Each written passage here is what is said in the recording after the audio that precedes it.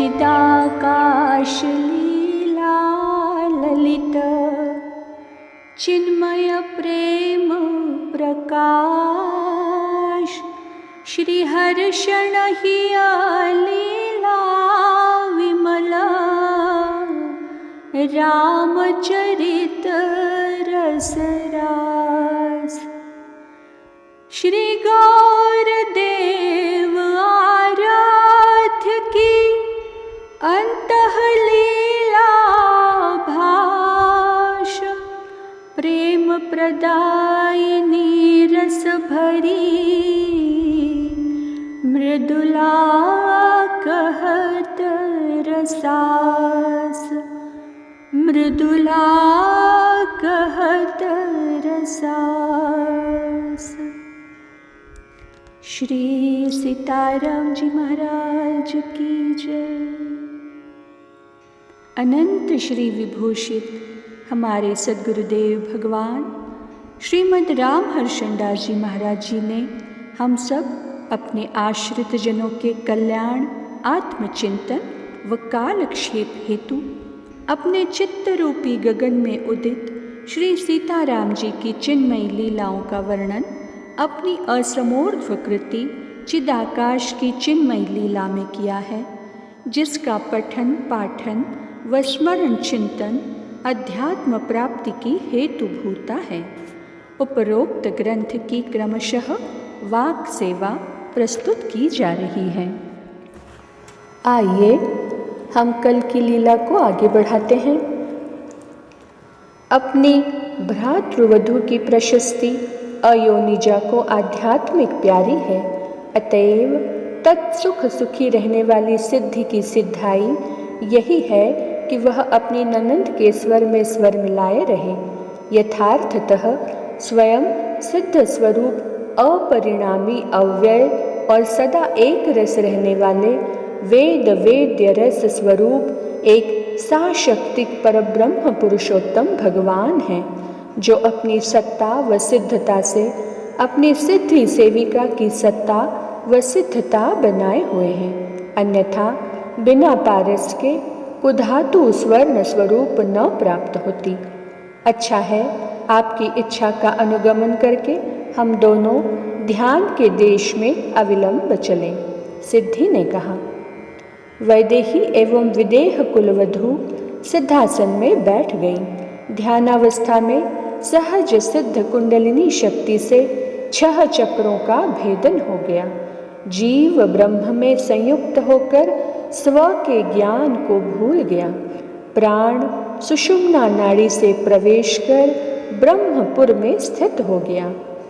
एक रस ब्रह्म की अनल्प अमल ज्योति जो अनंत सूर्यों की आभा को अपने अल्प अंश से प्रदान कर जगत की प्रकाशिका स्वयं सिद्ध है, जो चेतन घन की सत्ता मात्र स्वयं की सत्ता से शेष थी, रह गई।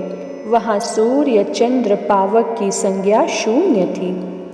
ज्ञाता ज्ञान ज्ञेय और ध्याता ध्यान ध्येय आदि की त्रिपुटियाँ विलीन थी। एक ब्रह्म सत्ता स्वयं में स्वयं से स्वयं की सत्ता स्थित किए थी। एक मुहूर्त पश्चात सगुण साकार सविशेष ब्रह्म के ध्यान संस्कार से संस्कृत पूर्वाभ्यासी चित्त के अन्य वासनाहीन होने से चिदाकाश में सगुण साकार ब्रह्म विषयक दृश्यों का उदय अस्त होने लगा। अस्तु युगल मूर्तियाँ आनंदम ब्रह्म रसमयम ब्रह्म के अपार अम्भोधि में मग्न हो गई। प्रकृतिस्थ होते न देखकर 2 मुहूर्त के अनंतर सखी सेविकाओं ने भगवन नाम संकीर्तन द्वारा उन्हें उस स्थिति से पृथक कर प्रकृति प्रदेश में पहुंचा दिया। दोनों के अंगों में हर्ष व प्रेम के चिन्ह अतिरेकता के कारण स्पष्ट नेत्रों का विषय बन रहे थे। दोनों एक दूसरे से लिपटकर ध्यान देश के आनंद की स्मृति से विभोर बन गई। कुछ समय में समाहित चित्त होकर चिदाकाश के दृश्यों के दर्शनानंद की चर्चा परस्पर कर करके प्रेम सरोवर में मज्जनोन्मज्जन करने लगी। हस्तामलक सर्व सिद्धियों की स्वामिनी सीताग्रज की सीता ने समाधि अवस्था में क्या क्या अनुभव किया, अपनी प्राण प्रियतरा भ्रातृवधू से उसे बताने की कृपा करें, क्योंकि किशोरी जू अपनी भाभी से कुछ भी नहीं छिपाती। बड़ी उदार अमाशया हैं। जय हो जन्मन रंजनी जीव की जीवनी जनक दुलारी जू की। प्रति प्रभव के द्वारा विदेहजा जब प्रकृति कार्यों के सर्वभावेन लय हो जाने पर स्वयं चिदाकाश में संलीन हो गई, तब उसकी अस्मिता का ज्ञान भी उसे न रहा। चिदघन स्वरूप की स्थिति में एक चिदात्मा के अतिरिक्त कुछ न होने से कौन किसका ज्ञान करे। जब दृश्य ही नहीं तो दृष्टा का, ज्ञेय नहीं तो ज्ञान का और ध्येय नहीं तो ध्यान का अभाव होना स्वाभाविक है। कितने काल तक वह स्थिति रही, वैदेही को बिना बुद्धि के ज्ञान कर लेना सर्वथा असंभव था, किंतु वासनाहीन नाम मात्र की अस्मिता का बीज नष्ट न होने के कारण पूर्व संस्कार वशात चिदाकाश में एक अनुपम आनंदमय दृश्य का दर्शन होने लगा दृष्टा को, जो वेद वर्णित रस स्वरूप परब्रह्म पुरुषोत्तम भगवान की चिदात्मा में बिना सहकारी सामग्रियों के उसी प्रकार हो रहा था जैसे महासागर में सहज ऊर्मियों का उदय अस्त अपने आप होता रहता है। वह दृश्य इस प्रकार था। प्रथम चिदाकाश के रंगमंच पर एक श्यामला सहज सुहावना वारिज वरण 16 वर्षीय पुरुष दृष्टिपथ का विषय बना, जो अनंतानंत सौंदर्य, माधुर्य और सौकुमार्य आदि शरीर संपत्तियों से युक्त था। अपने दृष्ट चित्तापहारी चितवनी एवं मंद मंद मुस्कान से मुनियों के मरे मन को भी मोहित करके पुंसा मोहन नाम पाने की सर्वभावेन योग्यता अपने में प्रकट कर रहा था। वह सच्चिदानंद विग्रहवान पुरुष का चिदाकाश में आविर्भाव और तिरोभाव का कार्य दृष्टा के ज्ञान का विषय बन रहा था। संयोग वियोग की लीला का प्रभाव दर्शक को प्रभावित किए बिना न रहता। दृश्य की दिव्यता वाक और मन के बाह्य विलक्षण और अप्राकृत थी। ज्ञान नहीं कितने काल के पश्चात दूसरा दृश्य दृष्टा का विषय पुनः बना। वह यह है, उसी महान परम पुरुष को पुरुष और स्त्री के 2 रूपों में दृष्टा देखने लगा। विषय का ज्ञाता आश्चर्य सिंधु में निमग्न हो गया। उन्मिलित ज्ञान नेत्रों से भली भांति निरीक्षण करने पर भी उसे दृश्य का स्त्री स्वरूप अपने से अभिन्न सर्वभावेन प्रतीत हुआ। तत्पश्चात दृष्टा और दृश्य का स्त्री स्वरूप 2 तेजों के सदृश मिलकर एक हो गया, जो पूर्व द्विधा यानी ब्रह्म शक्ति स्वरूप से अपृथक था। आश्चर्य यह है कि दृष्टा स्वरूप दृश्य के शक्ति स्वरूप में मिल जाने पर भी उसका ज्ञान दृष्टा की तरह चिदाकाश के दृश्य का दर्शन कर रहा है। जैसे लोक में लोग स्वप्नावस्था में अपने मृत्यु एवं चिता में जलने की क्रिया को मर कर भी देखते हैं। पुनः दृश्य शक्ति के अंग से अष्ट तदाकारा उसकी सखियां प्रकट हो गई। पुनः वे 16 हो गई। इस प्रकार की वर्धन क्रिया के द्वारा सखी समाज अनंत हो गया।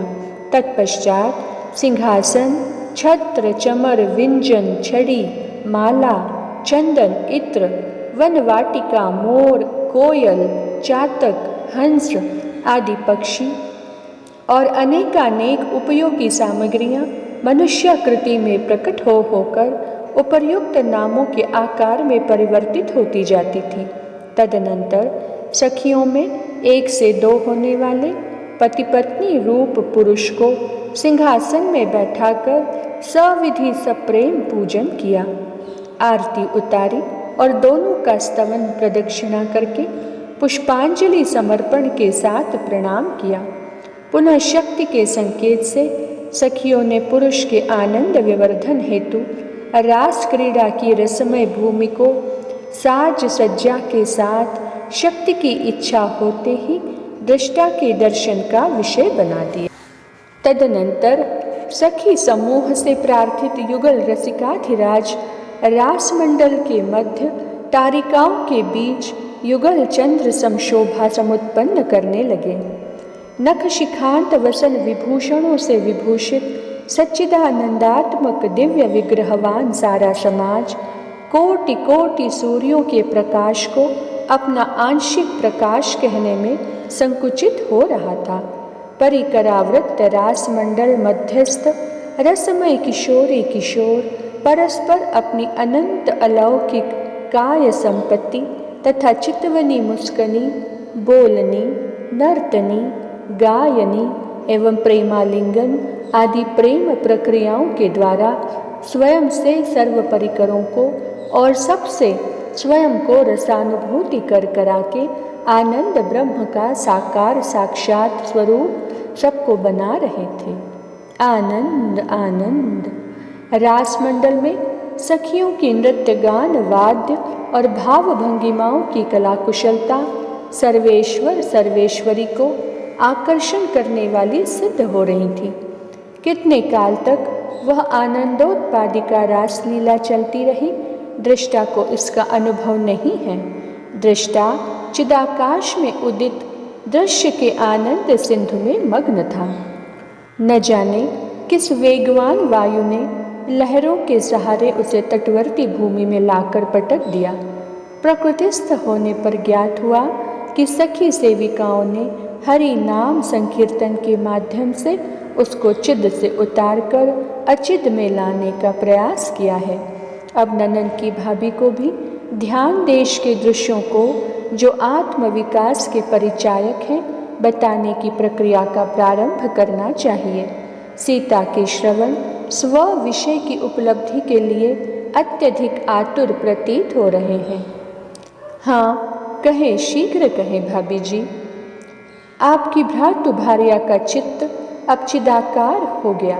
समाधि की अवस्था में तब उस अमल ज्योति के मध्य में अपनी ननन जैसी कनकांगी वस्त्रालंकार अलंकृता द्वादशाब्दा सच्चिदानंद विग्रहा सर्वश्रेष्ठ गुणोपेता सर्वशक्ति समावृता अनंत शरीर संपत्ति समायुक्ता शत शत शशांक मुख मन मर्दिनी चारवांगी चंदन चर्चिता चारु नेत्रा मंदस्मिता मनोहरा परब्रह्म पुरुषोत्तम भगवान की स्वरूप भूता परमाह्लादिनी शक्ति का दर्शन वहाँ के दृष्टा को होने लगा।